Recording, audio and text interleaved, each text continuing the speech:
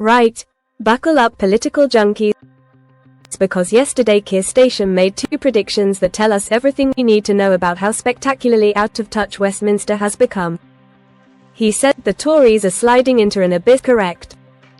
Give the man a gold star. But then he claimed reform is Labour's main challenger, and that's where our Prime Minister went from mystic med to completely missing the memo. Because here's the kicker. Labour's biggest enemy isn't Nigel Farage waving around a pint and a Union Jack. It's something far more dangerous.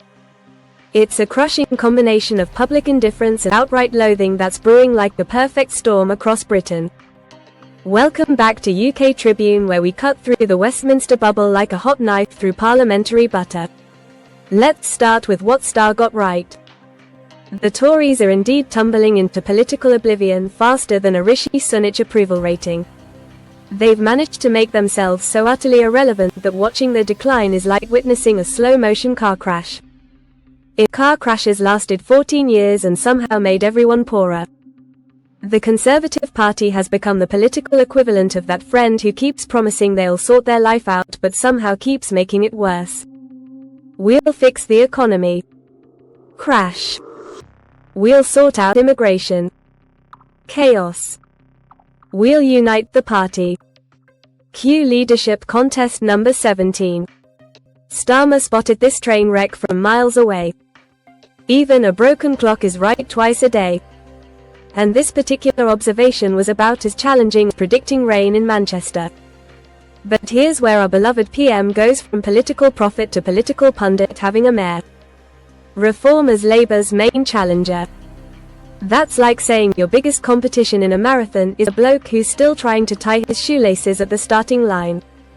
Don't get me wrong, Nigel Farage can certainly make noise.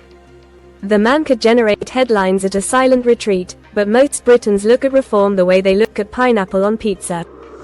Some people might go for it, but the majority think it's fundamentally wrong and probably shouldn't exist. The real challenge isn't coming from the right-wing populist playbook. It's something far more insidious and far more powerful.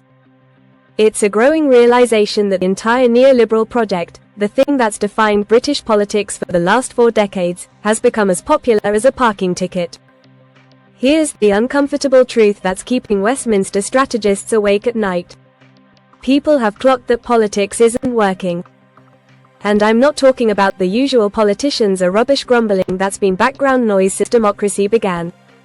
This is different. This is a deep recognition that the entire system has been hollowed out like a chocolate Easter egg. Looks impressive from the outside. But there's nothing substantial left inside. Think about it. But we once had social democratic institutions that actually delivered council housing that housed people, public transport that transported people, and public services that, wait for it, served the public. Revolutionary concept, I know, but then came the great neoliberal experiment. Let the market decide everything, they said. Private sector efficiency, they promised. Trickle-down economics, they proclaimed. Well, things certainly trickled down. Mainly sewage into our rivers and despair into our communities. The tragedy is that people remember when things work better. They are not suffering from false nostalgia. They are grieving for systems that actually functioned. Which brings us to Labour's existential crisis. Embodied perfectly by Keir Starmer, a man who seems to have all the political instincts of a GPS with a flat battery. He's constantly recalculating his route, but somehow always ends up in the same disappointing destination. Starmer represents everything that's wrong with modern Labour. A party that forgot where the left is and is too proud to ask for directions. He doesn't believe in government as a force for good. He sees it as damage limitation. He doesn't understand economics beyond don't frighten the markets. And most crucially, he doesn't seem to grasp what people actually want. Here's a news flash from the real world. People want fairness, justice, and opportunity for everyone, not just those lucky enough to win the postcode lottery. They want to live peacefully with their neighbors without being lectured about why the market knows best when their lived experience tells them it absolutely doesn't. They want systems at work because they remember when they did. But even if Starmer vanished tomorrow in a puff of moderate smoke, Labour's problems wouldn't disappear because it surrounded himself with a cabinet full of Manama politicians who think the height of radicalism is choosing oat milk in their flat white. These are people who spent so long triangulating their positions that they created some sort of political Bermuda Triangle where principles go to disappear. They manage the impressive feat of making Gordon Brown look like a dangerous revolutionary. So here's a brutal reality check that Labour desperately needs. The real challenges of reform isn't the Tories, isn't even the Liberal Democrats who are about as threatening as a strongly worded letter from the parish council.